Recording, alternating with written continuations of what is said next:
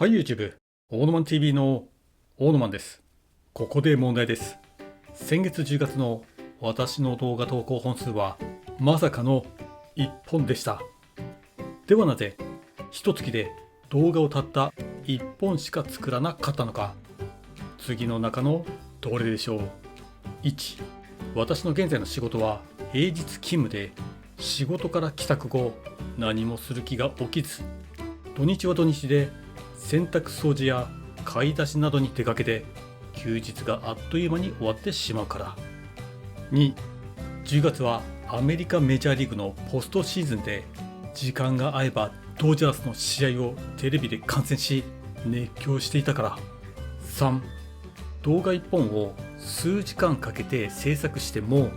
広告収入がわずか数百円にしかならないから。4、11月の発送に向けて今年亡くなった親父の喪中はがきを制作していたから。さあ、正解はどれでしょう。正解はなんと全部です。いやー、それにしてもドジャースすごいね。山本すごいね。そう思いませんか。ドジャースはリーグ優勝シリーズではブルワーズをストレートで撃破したから、ワールドシリーズも一方的かと思いきや、まさかの第7戦までもつれ込んで、しかもその第7戦もものすごい展開の連続だったし、多分球場関係者も放送局関係者もウハウハだったのではないでしょうか。今からメジャーリーグの来年の開幕が楽しみですね。そしてその前にWBC ですね。でも今のところ大谷や山本が出場するかどうかは分かりませんが、はい、ここからが本番です。今回は喪中はがきがテーマです。一応今回は親父の遺産相続シリーズの一つにしています。喪中はがきを出すことが遺産相続かと言われるかもしれませんが、親父の死後の一連の流れとしてこのシリーズに組み込みました。ちなみに年賀決定上、通称喪中はがきは、身内に不幸があった場合に新年の挨拶を控えることを事前に知らせるために出すものになります。そして発送するタイミングは11月の中旬から12月上旬までが一般的です。だから10月に関しては動画の制作よりも喪中はがきの作成を最優先事項にしていたのでありました。オーノマンは喪中はがきをお店に頼まずに自分で作ったのと聞かれたら当たり前じゃないですか。私は自称クリエイターですよ。それにお店に喪中はがきをお願いするのはお金に余裕のある人がすることです。私のようにお金に余裕のない人は自分で喪中はがきを作るしかないのです。また親父は例年自作の年賀状をみんなに出していました。だから親父が使っていたデスクトップのパソコン、それに入っている年賀状作成ソフト、そしてプリンターもあるので、私は自分で喪中はがきを作ることにしました。今回喪中はがきを作成するにあたって、それに盛り込もうと思っていたものが2つありまして、1つ目が親父の写真です。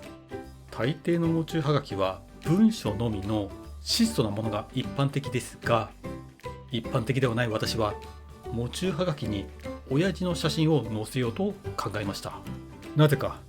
単純に皆さんに親父の生前の姿を見てもらいたかったからです。そこで私が選んだ1枚は若い頃のものではなく、今回の最後の入院の時のもので、入院してそれほど日にちが経っていない頃の親父の姿になります。私は別にそれを遺影写真で使ってやろうと思って撮影したのではなく、今となってはなぜその時親父を撮ったのかは覚えてません。ただその親父がちょっと良い顔をしていたので、その写真を喪中はがきに載せようと親父の死後、私は思ったのでありました。次に喪中はがきに載せようと思った2つ目は、葬儀会場で流した追悼 VTR になります。 VTR は2つありまして、1つ目は葬儀会社が作成したお通夜の時に流した映像です。今回お世話になった葬儀会社は費用全般が他社よりかなり安く、オプションの追悼映像の制作代自体も安かったのでお任せしました。5年前の母親の時は追悼映像を私が制作したんですけど、まあ泣けるんですわ。泣きながら母親の追悼映像を作っていたのを覚えてます。それは気持ち的にもとてもしんどいので、今回は葬儀会社にお任せしました。ただ2日目の告別式の時にはどうしようという疑問が葬儀会社との打ち合わせ後に生じました。今回の親父の葬儀は家族葬なので、両日とも主に親族の皆さんが来られることが予想されます。それなのに同じ映像を2回流すのも芸がないなと思い、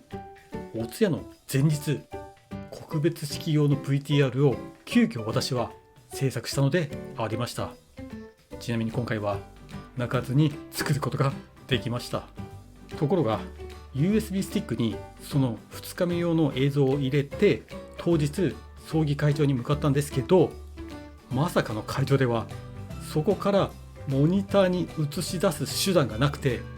結局告別式では私が作った映像を流せず、お通夜の映像を再び流すという結果となりました。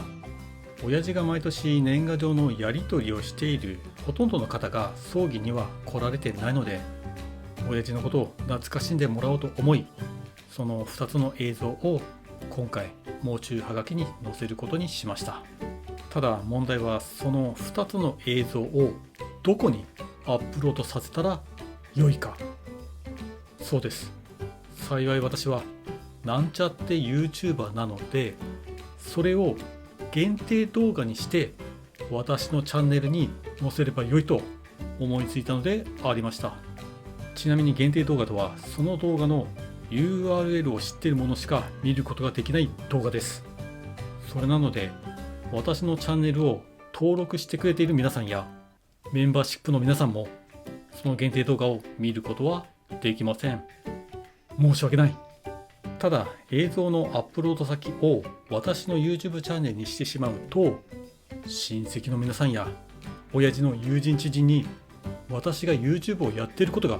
知られてしまいます。プププ、登録者4000人だってプププ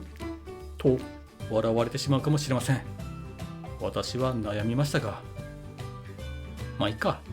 ということで実行しました。あとはその限定動画の URL を喪中はがきにどう記載するか。 https://worldwideweb.youtube. なんとか今度かとか、そんなの記載してもさ、入力するのがめんどくさいじゃないですか。そこで私が利用したのが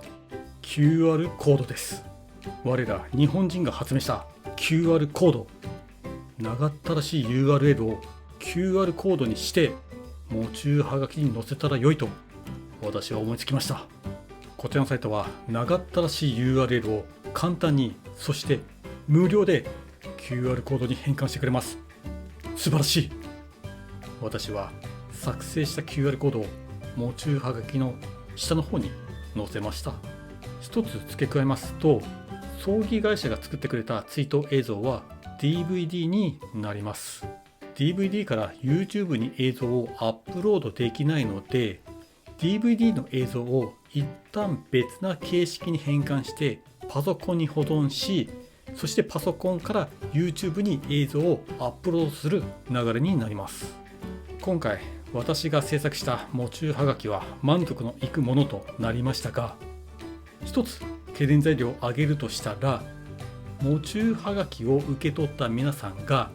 QR コードを読み取れたかどうか、それが心配ですね。なんせほとんどの方が親父と同年代の方ばかりなので、動画を見られたかどうか心配です。ちなみに今回喪中はがきは100人ほどの方たちに出しました。親父はちゃんと年賀状の名簿を残していたので、中にはですね、すでに年賀状のやり取りを辞退された方もいたんですけど、私はその方にも喪中はがきを出しました。喪中はがきはすでに投函してるんですけど、実際に何人かからは知りませんでしたと連絡をくれた人もいました。ありがとうございます。ちなみに今回のその限定動画には広告は貼ってません。最後に今回の喪中はがきの作成にかかった費用を申し上げますと、100人の方に発送して約3000円ほどになりました。今はがき1枚まさかの85円、100枚で8500円。もしお店に依頼していたら1万数千円はかかったでしょう。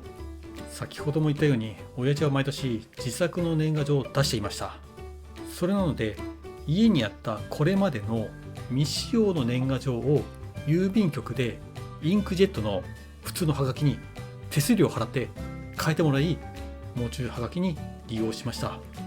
そして足りない分は購入して、そのトータルで3000円くらいになりました。これで一応今年やるべき親父の死後の手続きは一通り終わったかなという感じですね。まだ動画にはしていませんが、私が住んでいるこの家もすでに私の名義になってます。そのうち動画にします。忘れなければ。ということで本日の動画は以上です。もしこんな親父の死後の手続きを一通り終え、人生に虚しさを感じつつある派遣社員に興味ある方はぜひチャンネルの登録をお願いします。それでは皆さん、バイバイ。